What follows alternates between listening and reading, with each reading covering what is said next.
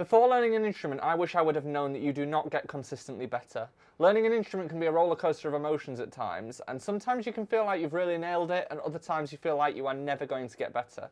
When I first started learning the piano, I felt like I was learning really slow and like everyone else was learning much faster than me.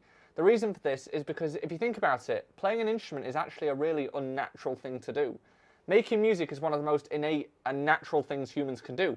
However, making music on an artificial object like a piano or a guitar is kind of weird. So although we know what sound we want to hear a lot of the times, actually getting our hands to do that on any instrument is a whole different thing.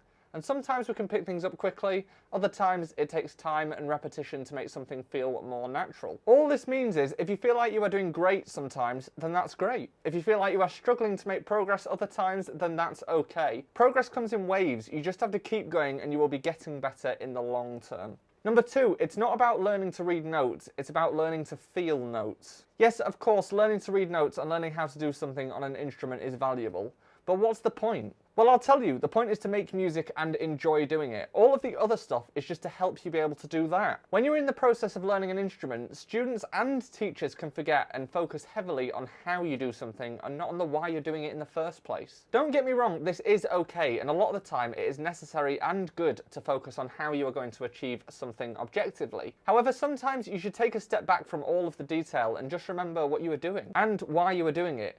Here are some questions that you might want to ask yourself if you feel like you are stuck in the weeds of learning an instrument. How does the music make you feel? And why did you start learning the instrument? If you ask yourself these questions every now and then, you will feel better about your progress. You'll play better and with more meaning, and you'll stay motivated to keep getting better. Number 3, learning music is a lifelong thing. This one speaks for itself, but I do sometimes think people go into learning an instrument thinking, I want to be a grade 8 player, then I've learnt it. Or I want to be able to write a song, then that's it. The truth is that you will never be finished, because once you've reached your goal, there is always another one, and there'll be things that you want to improve for the rest of your living days. I've been playing for years and years. I've done my grades, my diploma, went to music college, I've taught for 10 years, and I still have things in my playing that I want to improve. That could be technical, emotional, specific to a piece of music, or just general. I'm not saying it isn't good to have goals. In fact, quite the opposite. It's definitely good to have goals, but just be prepared to be learning past those goals and to adapt your goals as you change as a person and as a player. If you are getting value from this video so far, be sure to hit the like button and consider subscribing for more videos like this one. Number 4, planning practice will save years of learning.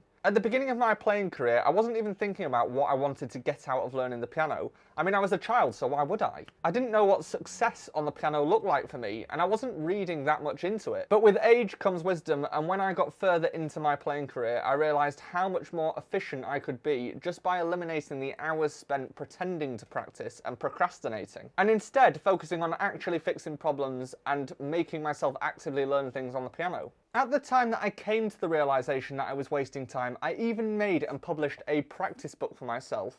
And throughout music college, I spent time each morning planning what needed to be done so that the time spent at the piano was well spent time and not wasted time. And I'm not saying that you need to be that intensive with it, but what I was spending 8 hours doing, I could then do in 1 hour. It makes that much difference. So although you don't need to analyse your learning process to quite the same level that I did, you might want to spend a little bit of time at the start of each practice, giving yourself some specific aims for that session. Try it and let me know in the comments how you find it. Number 5, I wish I would have known before I started learning an instrument how important music is and how important it was going to be in my life. This is by far the biggest thing that I wish I would have known before starting to learn an instrument. Learning to play an instrument is hard, and you kind of have to make it part of your life and just part of what you do each day. It's so much easier to do that when you genuinely enjoy and you find real meaning in what you are doing. If I am having a bad day, I can play the piano and immediately change my mood. If I feel anxious, I can calm myself. If I feel happy, I can elevate that feeling.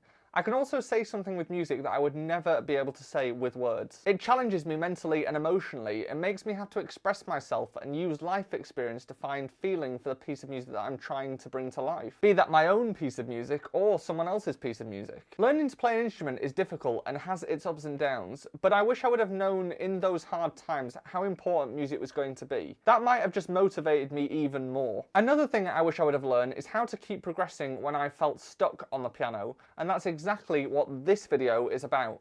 So if you want to find out about how to do that, then head on through and I will see you there.